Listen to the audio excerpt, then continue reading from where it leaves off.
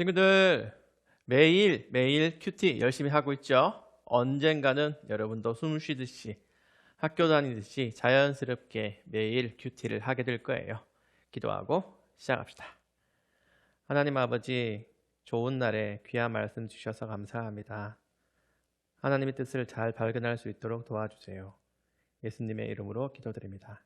아멘. 오늘 제목은 한 말씀 두 반응으로 할게요.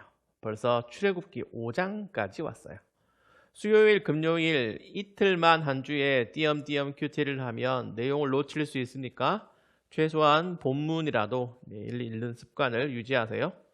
오늘 본문은 세 문단으로 나눌게요. 첫 문단은 파라오에게 하나님 말씀을 전하는 모세와 아론.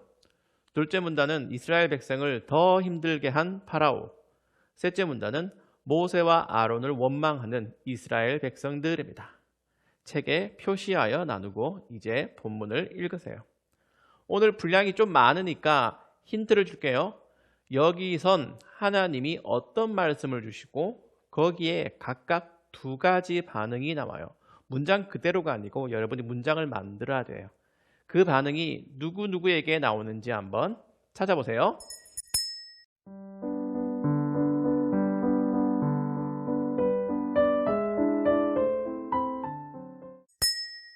잘했어요.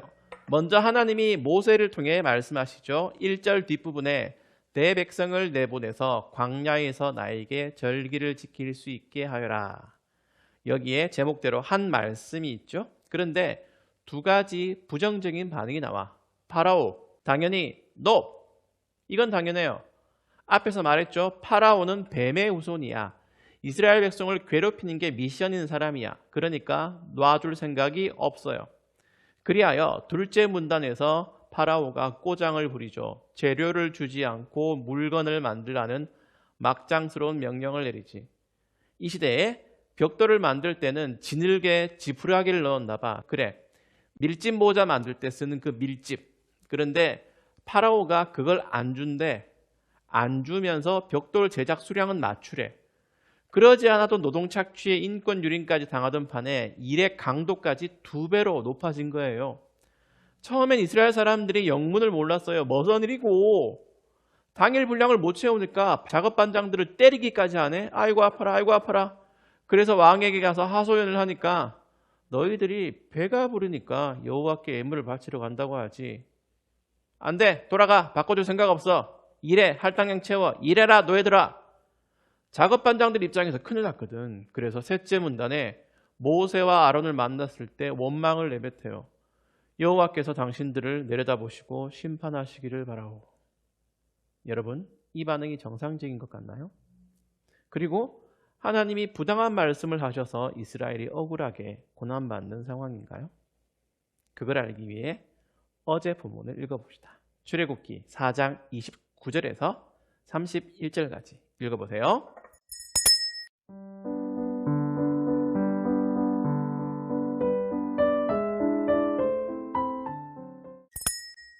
자, 매일 큐티해야 하는 이유를 알겠죠? 내용이 이렇게 연결되지 않으면 금세 여러분이 흥미를 잃게 돼요. 이스라엘 민족은 민족이 말살될 위기 가운데 있었고 이미 40년 전에 구원자인 모세를 내친 전력이 있지만 하나님이 그래도 불쌍히 여기셔서 모세를 다시 보내시며 구원해 주겠다고 하셔요. 4장에서 모세를 만난 이스라엘 원로들은 하나님의 그런 말씀을 듣고 믿고 예배까지 드렸다고 해요. 이게 바른 반응이야. 그런데 오늘 본문은 이런 하나님의 구원 계획의 연장선상에 있는 에피소드예요. 하나님의 그런 계획이 나쁜 건가요? 아니요. 하나님의 구원이 필요 없는 건가요? 아니요. 이스라엘 사람들이 하나님의 구원 계획을 몰랐나요? 아니요. 그런데 오늘 본문에 이스라엘 작업반장들의 반응은 죽겠네.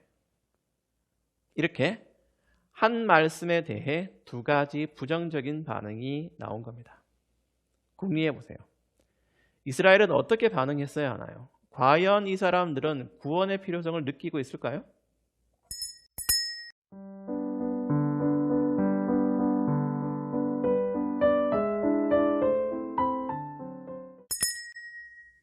구원을 얻으려면 당연히 겸손해야지. 그런데 이스라엘은 대가를 치르길 거부했어요. 자유를 얻기 위해 치러야 할 희생이 있어야 한다는 걸 인정하지 않았어요. 남이 떠다 주는 밥만 먹으려고만 했어요.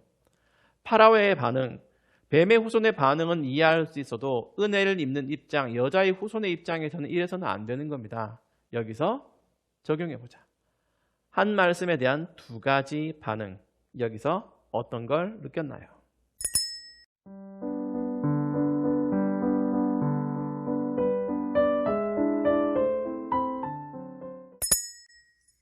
대가를 치르는 걸 망설이지 말자. 여러분, 공부 쉽나요? 아니요.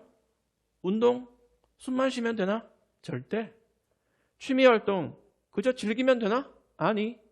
게임 하나 잘하는 것도 쉽지 않아. 처음엔 전부 낯선 걸 배우고 공부하면서 랩업해야 돼요. 세상에 그렇지 않은 게 어딨어요. 게임조차 그럴진데 구원에 대해서는 불로소득 무임승차를 요구하는 진상들이 너무나 많아. 말씀? 그거 왜 낯설다고 쉽게 포기하나요? 여러분, 학창시절에 공부가 아무리 중요하고 취업이 제1순위라도 구원에 비할 바는 못 돼요. 그걸 위해 대가를 치르는 걸 피하지 마세요. 편하게 수박 껍데기만 맛보면서 고작 마음의 평안이나 확보하려고 종교 생활을 하지 마세요. 영혼 건강에 관심을 두세요. 신앙생활에 땀과 눈물은 당연한 겁니다.